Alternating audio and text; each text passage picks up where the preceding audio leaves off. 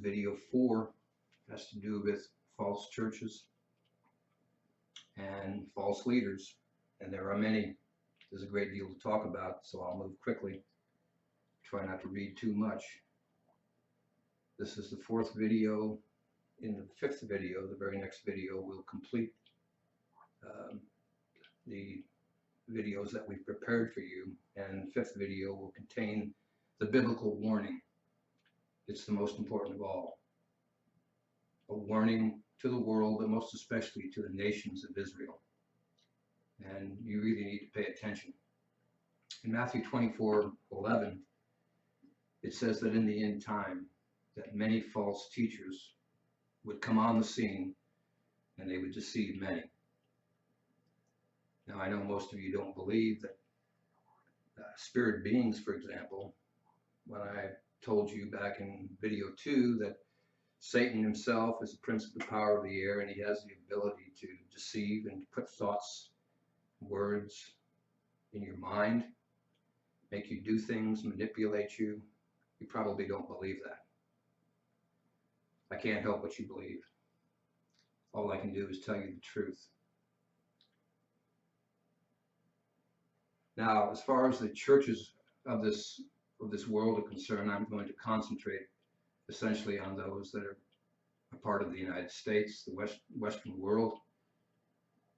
Most of the people in the West believe that they're Christians, or so many of them do. Protestants, Baptists, Methodists, Lutherans, what have you. But you see, the problem you have is that you really don't keep the law. You're not really obeying God. You're listening to men, and the men, of course, are manipulated by demons. Ephesians 6:12. Review that scripture.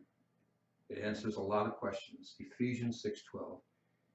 Your contention is not with men as much as it is with evil demons and Satan himself. Believe it. Don't believe me, but read it in your Bible. And so if you keep the Sabbath, which in the case of the Protestants, for the most part, I guess there are some Seventh-day Baptists, there may be some others, but the 4th commandment is to remember the Sabbath day, to keep it holy. And in Genesis, it tells you that God rested on the 7th day, not the 1st day. You can't pick and choose what you want to believe. If you don't feel comfortable with it, then you omit it from your religion. No, that doesn't work that way. You either believe God and you believe the entirety of the Bible, or you're wrong with God. You're just not where you're supposed to be. So the Protestant religions have a lot of problems. They say the law has been done away with. These are all Jewish laws. They don't affect me. That is hogwash. That's not what the Bible says.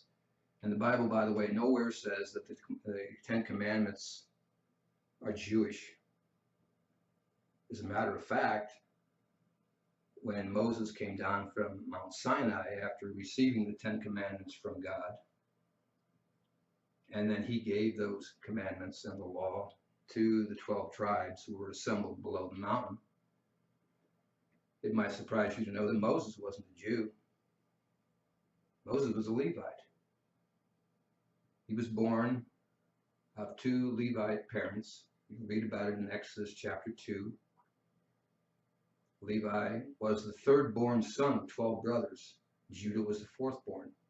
Moses himself was not a Jew. So you need to stop all this nonsense about everything Israelitish is Jewish, because it's not even close to the truth.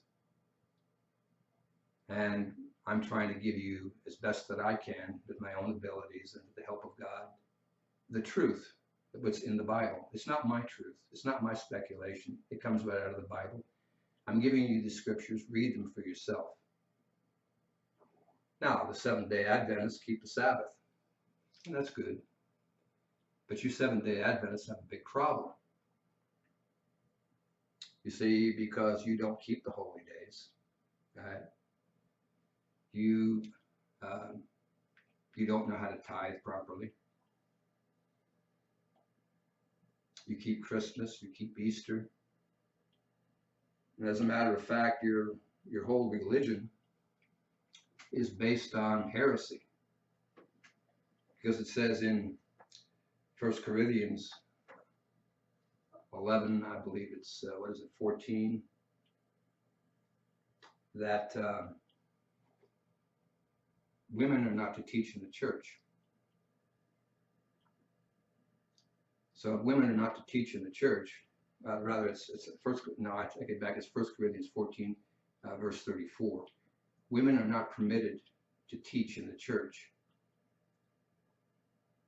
And if women can't teach in the church, and your church was founded by a woman, then your whole foundation is wrong, and you certainly are not the church of God. And you have to understand that. God is not going to back up someone who rebels against him and does exactly what he says. Don't do that. It's God's commandment. Women are not to teach in the church. Read it for yourself. 1 Corinthians 14, verse 34. All right. So you Seventh-day Adventists are not quite right with God. What about the Catholics? Well, the Catholics, the whole Catholic religion is steeped in idolatry. Statues, gargoyles. It's just idolatry on steroids. Okay? You worship statues and statuettes. You pray to Mary, a woman. Well, it might interest you to know that Mary wasn't even converted. In Matthew 12:46, you'll read that Jesus Christ was teaching in the synagogue on the Sabbath, and Mary, his mother, along with his brothers, were outside of the synagogue. And they gave word to Jesus Christ that they wanted to speak with him. Well, if they were converted, why weren't they on the inside of the synagogue listening to their son teach on the Sabbath? But they weren't. They were outside. They weren't converted. So you pray to a woman who wasn't even converted. She was a good woman, but she was not converted to God's religion. That might surprise you. She wasn't. You got no business praying to a woman in the first place. It's idolatry. And now you have a pope who, in Revelation 13, fits the description pretty good. He looks like a lamb, and he speaks like a dragon. He wants to be everybody's friend. Sexual immorality, who am I to judge? Creation versus the Big Bang Theory or evolution? Well, we need to discuss that, because after all, God is not a magician, is he? No, a righteous man would never put magician and God in the same sentence. God is not a magician. A magician is someone who's a deceiver. He makes you believe that something just happened when it didn't really happen. He's deceiving you. Sleight of hand. God is not a magician. But you read in Genesis chapter 1, verse 3, where God said, "Let there be light." And there was light. That's creation. God is your creator. He created you. Why do you insult him? Why do you mock him? Why do you disbelieve him? He's trying to do what's best for you. He's trying to help you. Why don't you pay attention for a change and ask God what he thinks? I'm just trying in my own way to help you think correctly. I know you're not going to believe me. You don't believe God, why would you believe me? But I'm speaking the truth, so I have nothing to be ashamed of. So I'm ashamed of nothing that I'm saying here. And I know you don't believe me. But it's not my responsibility to convert you or convince you of anything. It's my responsibility to tell you. And that's precisely what I'm doing. Now I'm going to spend a few minutes with you members of the Church of God, because I myself, along with my family, were members of a church called Worldwide Church of God some years ago. I'm very familiar with their doctrines, and they teach a lot of truth. After all, they're closer to the truth than any other church that I'm aware of. They keep the holy days of Deuteronomy 16, Leviticus 23. They've been taught about tithing, only it was incorrect. They weren't taught to tithe correctly by their so-called apostle, who was not an apostle at all. They keep the laws of clean and unclean foods that are recorded in Leviticus chapter 11. They're very, very close to the truth. But the problem is that truth mixed with error is still error.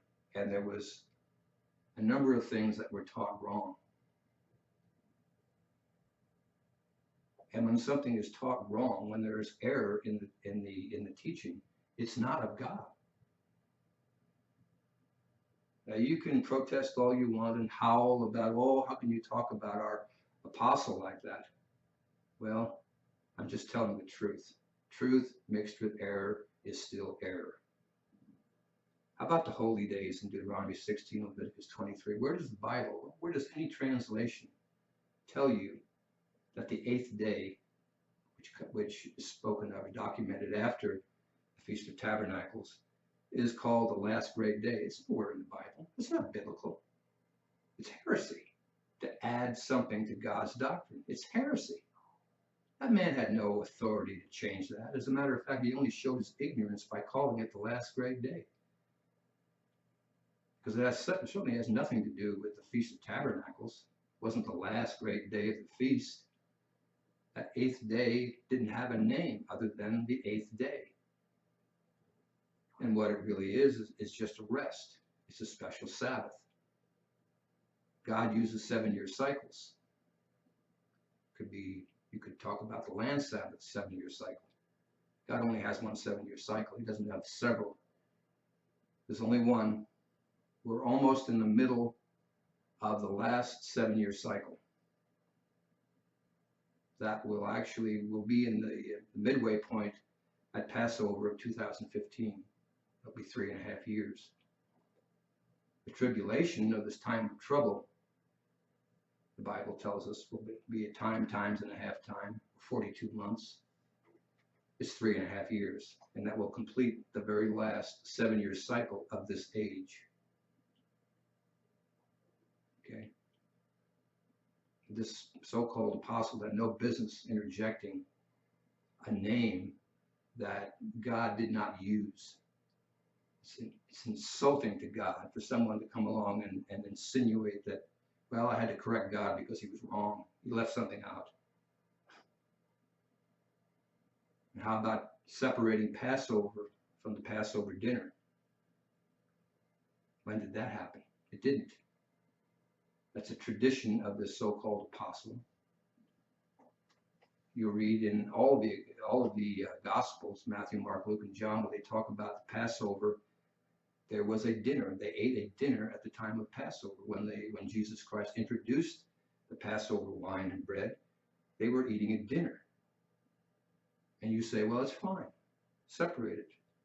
Keep the Passover one night, and the very next night we'll keep the dinner, as our apostle told us to do, which you still continue to do to this day. But you've got a big problem, because where in any of those Gospels, where in any place in the Bible, does it discuss a dinner the next night? So with absolutely no evidence whatsoever to support what you do, you keep a tradition that isn't of God. That's a big problem.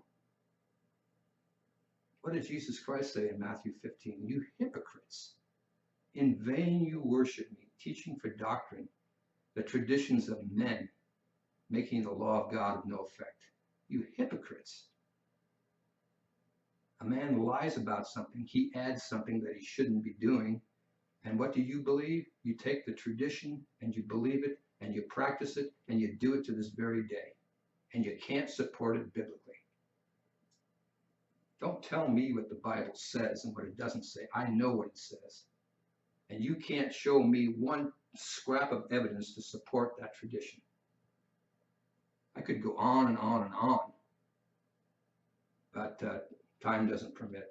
I could speak for hours on some of the falsehoods that were taught by a man who called himself an apostle. He extorted you for your tithes. Since when were the tithes supposed to be funneled through the church? Because Matthew 15 also addresses that. It gives an analogy Jesus Christ does. You would deny your own mother and father help because you say all of this excess has to go to the church? You hypocrites. That's not what tithing is. Tithing, for the most part, has to do with produce grown from the soil. Wherever you look up tithing in the Bible, and there are several places where it's talked about, you always see that the context is produce, is food from the soil. That's what the land Sabbath is all about. God is very concerned about his creation. He created this earth. And just like he wants you to rest every 7 days, he wants the earth to rest every 7 days. Why is that so hard to believe? Why is that such a stretch? It shouldn't be. You need to get right with God because you're running out of time. It isn't enough. As it says in Revelation 12, verse 17, it isn't enough to keep the commandments and have the testimony of Jesus Christ. You'd better be living the testimony of Jesus Christ. And instead of worshiping a man who lived in a millionaire's mansion, was driven around in a chauffeured limousine, had access to 3 jets, which he used to rub elbows with the elites of the world. And oh, by the way, you become a king, queen, prince, prime minister, president by what means? Read it in Matthew chapter 4. You got to be a devil worshiper to get a position like that in this world, because Satan, the devil, is running things as of now.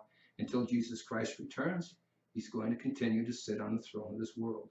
And if you want a high position, then you worship him. You worship Satan, the devil. And you don't spread the gospel to the world by conversing with devil worshipers. It's ridiculous. All right, well, I want to conclude this video, but I want to do it in such a way that will once again show you that Satan does have a musical ability, and he does write a lot of music that you listen to and that you enjoy. This particular piece of music that we'll conclude with is something that was performed for the first time in 1975 by one of the most popular rock groups that has ever come out of the West, the group called the Eagles, Hotel California. A song that has mystified a lot of people. As a matter of fact, ironically, or is it a coincidence? And I don't believe it is. Just a few days ago, I found a documentary, The History of the Eagles. You see, 20-some years ago, at work, I was listening to someone's radio. Someone was playing the radio, and the song Hotel California came on, and for whatever reason, the words of that song on that particular day just jumped out at me. That recording is just full of inferences to the Bible, biblical symbols. It goes completely through the record. There's no doubt about what it is. Now, sure enough, my question was answered. The question that rose 20-some years ago: do the Eagles, the people who are performing this music, do they really understand what it is they're saying? I wondered about that for quite a while. Like I said, 20-some years. 5 days ago, I just happened to find a documentary on the history of the Eagles, and sure enough, they discuss it. The interviewer asks the leader of the band, well, what does this song mean? Well, he said, it's a journey through life. That's what it means. That's it. Well, I'm sorry. If there's anything I know, it's the Bible. And I recognize biblical symbols immediately. I understand and recognize biblical references immediately. You can't fool me on that. I'm just going to give you just a very brief synopsis of what the song is saying. Starts off by telling us that this is looks like trouble's coming in the dark desert highway. Cool wind in my hair. Storm coming. Trouble. There's trouble coming. Okay, we better look for it. Okay, then it goes on to talk about mission bells. Mission bells. You see, words, they're always, or at least they should be, words should paint a mental picture. Mission bells, when you think of mission bells, what do you think of? Church, Christianity, okay? One of the verses talks about Christ actually being called a captain. Well, believe it or not, in Hebrews chapter 2, verse 10, Jesus Christ is called a captain. Okay, that's a biblical reference. Matthew 26:29 talks about Passover wine, and the stanza in the song goes, "I call to the captain, please bring me my wine." Okay, mental picture. Okay, now in Revelation chapter 3, it describes a church of God. Because in the interview, this man was asked about the meaning of the song, and he went on to say, well, it's a journey through life, but there's been a lot of speculation on this song, a lot of crazy speculation, crazy people who think that, some crazy people think that this song is about a church of Satan. You see, I'm not the only one who picked up on the biblical inferences and the biblical symbols. I'm not the only crazy person. It's absolutely, it's so obvious. It's staggering. It's so obvious. Journey through life. It's ridiculous. But then I don't blame the man. I'm not mocking the man. He doesn't have any idea about what the Bible is saying. He doesn't have any idea what Satan is doing to him. I told you before, Satan is like a puppeteer. He pulls your strings and you do the dance. In this case, you sing the song. He influences you. Whether you want to believe it or not, that's your business. The truth stands by itself. Your disbelief in the truth doesn't change the truth one iota. So at any rate, it is a song about a church, but it's not a church of Satan, it's a church of God. In Revelation chapter 3, it talks about a church of God, a Laodicean church of God. It's a sinful church of God. God's not happy with this particular church. He has nothing good to say about it. Read it for yourself, Revelation 3. They're wretched, poor, miserable. They're blind, they're naked. Physically blind, no. Spiritually blind. They just don't see what they should see. It also goes on to say that they are rich and increased with goods. They're a rich church. Of course, they would be if the leader of the church is extorting them for 10% of their gross income. I was there. I know about it. 10% of your gross income. First tithe, second tithe, third tithe, tithe of the tithe. And then 2 or 3 times a year, special offering. But it's all for the work. Right. It's all for the work. Or does it just enhance the leader of the church who lived in a millionaire's mansion? Really? Did Jesus Christ live in a millionaire's mansion? No. Read in Matthew 8:20, where Jesus Christ says, foxes have their dens, birds have their nests. I'm the Son of God, and I don't even know where I'm going to lay my head tonight.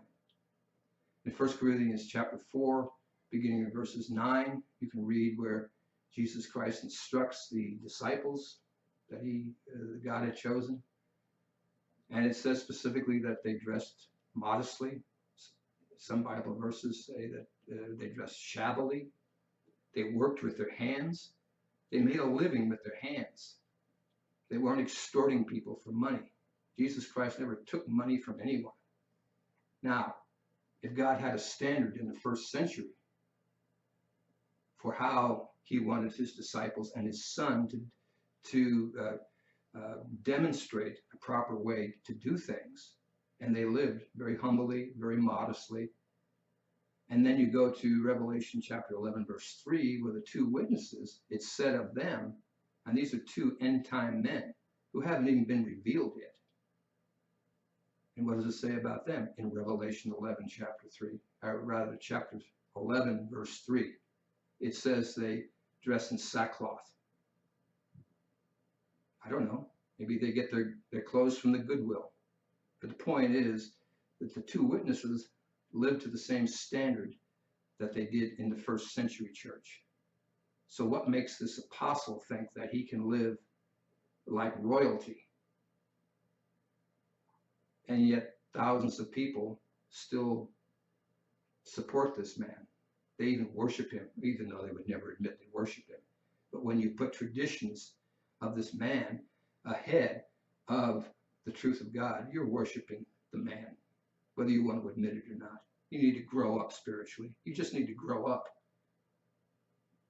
You're not kidding me, and you're certainly not kidding God. Grow up. So at any rate, the song goes on to talk about pink champagne on ice. They have their Mercedes-Benz, rich and increased with goods. Mirrors on the ceiling. Okay. They symbolically fornicate with the world. They have their pretty, pretty boys that they call friends. See? You see where it's going? And then, of course, the most revealing stanza of all in the song is that in the master's chambers, they gather for their feast. It's a clear reference to God's Feast of Tabernacles. It's undeniable. I mean, it's obvious. They stab it with their steely knives, but they just can't kill the beast. It's an interesting stanza. It's symbolic. The language is symbolic, but here's what it means. Steel bends or compromises. You've heard the expression, well, he bent the truth a little bit. Steel bends. But what that brings to mind, at least what it brought to my mind immediately, was Proverbs 27:17. Iron sharpens iron. And in Revelation chapter 1, verse 16, sharp two-edged sword. So a sharp two-edged iron sword, and iron does not bend, it does not compromise, symbolically speaking, whereas steel does. And the higher the grade of steel, the more it bends, the more it compromises, if you will. And that's what these people are guilty of, compromising. They just can't kill the beast. In other words, they can't subdue this beast of Revelation chapter 13. Read about it. Read about these beasts, these men who God calls beasts in Revelation 13. And in Revelation 13:7, interestingly enough, the beast of Revelation 13 subdues this sinning church. You see, they can't kill the beast. They can't subdue the beast. The beast subdues them. And read about it in Revelation chapter 13, verse 7. It says it literally. This is the church of God. It also goes on to say in Revelation 12:14 that the faithful Philadelphians of Revelation 3 are taken to a place of safety. Revelation 12, verse 14. They're taken to a place of safety. They're preserved. Their lives are preserved during this time of trouble. But again, getting back to the song, okay, and it progresses in a very orderly way, because you have to understand, I was part of that church at one time. I've been in that hotel in Pasadena, California. I was there. And oh, it's a lovely place. It really is. Okay? Very impressionable. But nonetheless, it's not what God wanted. That's why it didn't last.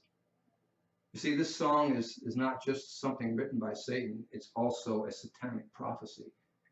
The song was first performed by the Eagles in 1975. It's a prophecy. Satan is saying, because of their compromising attitude, I'm going to destroy them. Well, my wife and I left this hotel quite some time ago. And people we knew well said, "What are you doing? What's the matter? You can't leave. You can't leave the church." But we left. And it took some time, but then others began leaving as well. But that particular stanza was repeated over and over and over and over again. You can't leave the church. Well, I want you to listen to the words of the song. And I can tell you without reservation that Satan prophesied in 1975 through this song, through this group, the Eagles, that he was going to destroy God's church. And then I watched him do it.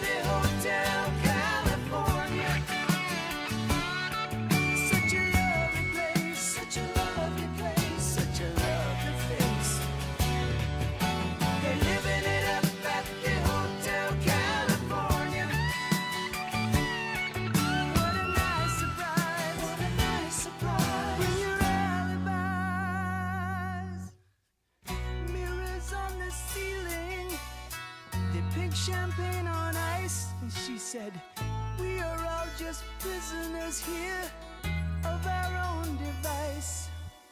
And in the master's chambers, they're gathered for the feast. They stab it with their steely knives, but they just can't